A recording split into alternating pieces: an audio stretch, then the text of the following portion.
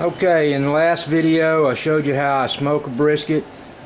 Once we finished smoking, I set it over the sink to kind of let it drain out and cool down to room temperature. I then wrapped it in saran wrap and put it in the refrigerator overnight. This is just to make it a little easier to cut and slice. And what I'll do today, I'll show you how I slice and chop a brisket, and some of the different ways we eat our brisket. But for right now, let's go ahead and get started. Let's take off this saran wrap and begin slicing. In the last video, if you remember, we cooked this brisket. We didn't remove any fat. We left it just like we got it out of the package.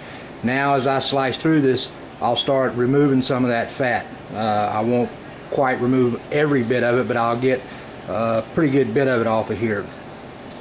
My weapon of choice for carving up a brisket is an electric knife. It works real well, and with the brisket being cool, it cuts real easy and stays together. We'll see how easy this is by using that electric knife. Okay, you probably heard a lot about how to slice a brisket with the grain, against the grain, whatever.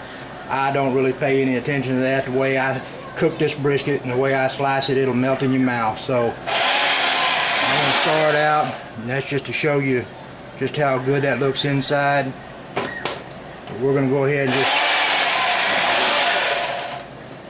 and like I said, I'll trim this fat off as I go, cutting about 1/4 inch slices.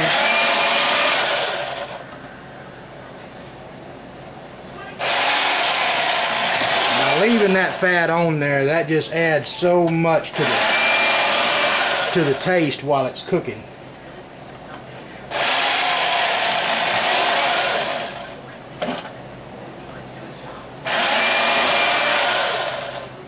Okay, that's really all there is to it. That's what I'm going to do. I'm just going to continue slicing, and when I get to the larger end of the brisket back here, that's what I'm going to turn into chopped beef. It's still going to have some real good looking meat.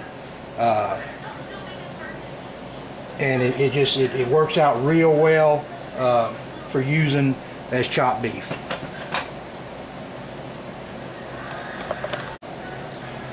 Okay, we're starting to get towards the back end of the brisket, although I'm still pulling off some real good looking strips here. You can see though the fat ring over here is going to be getting a little bit thicker. It's going to start running kind of through the middle of the cuts. But there's what the slice looks like, what we've got so far, and that is some good looking stuff. Right now it's cold, so it's a little bit flexible, but as soon as we put that in the microwave to warm it up, it's just gonna fall apart, just be so tender and juicy. But for right now, let's go ahead and cut just a little bit more off of this. And you can see what I'm talking about right here. You've got your fat, and you're going to start having this line running down the middle. Now that tells me it's pretty much time to start using this for my chopped beef. My family is kind of 50-50, half like sliced and half like chopped. So what I'm going to do, I'm going to go ahead still and carve that up to keep for slice. With these pieces like that, kind of take out that fatty gristly stuff there, and that'll just go into a bowl over here to be used for chop.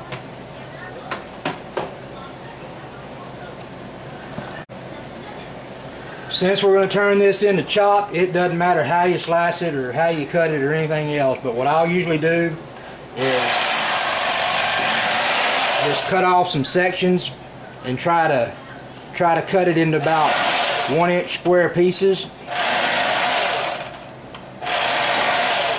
I can take and cut that fat off.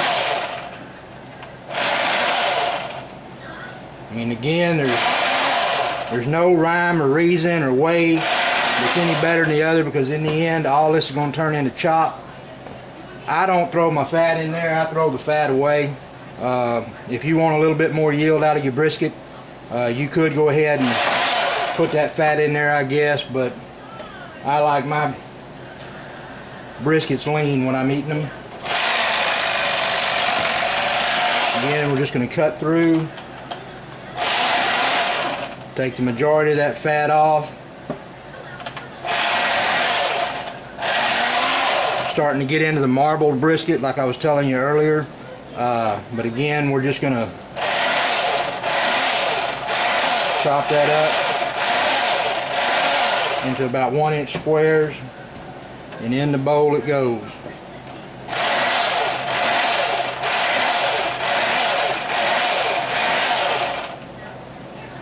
And the reason I'm doing this and cutting this into those 1-inch squares is because I'm going to use a food processor to chop all that up, and you don't want real big chunks because that gets really tough on your food processor. Because what we're going to do once I get all this cubed up like this right here, that's a bunch of fat right there. Really just that little end we keep. We're going to put this in the freezer. We're going to put these cubes in the freezer and let them freeze overnight, and then we'll take them out when we get our food processor ready, and we'll let them thaw down just a little bit till they're not just like little blocks of ice. You want them to be thawed just a little bit, and then put them in that food processor, and it'll come out just a finely chopped beef. But anyway, that's pretty much the process for cutting up a brisket. This is the way I do it. You know, briskets can be cooked and sliced in many different ways. It's just whatever is your favorite. But I found over the years that this is really the easiest way for me.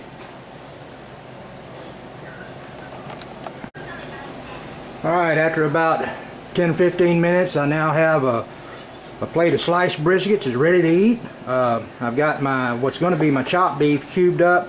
Again, I'm going to wrap this bowl in saran wrap and put that in the freezer this time and let it freeze, and I'll bring it out tomorrow and chop it up in the food processor.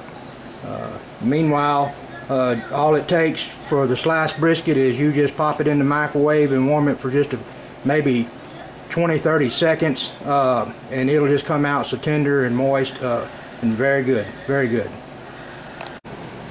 Okay, I warmed up a few pieces in the microwave there for about 30 seconds, and I hope you can just see this, just how it's pretty hot, but just see how that just falls apart. There's just no problem chewing that at all.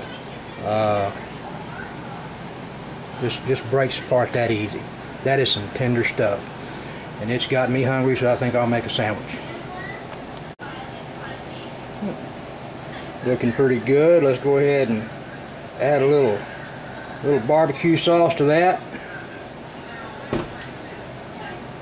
Throw on a little bit of pickling onion.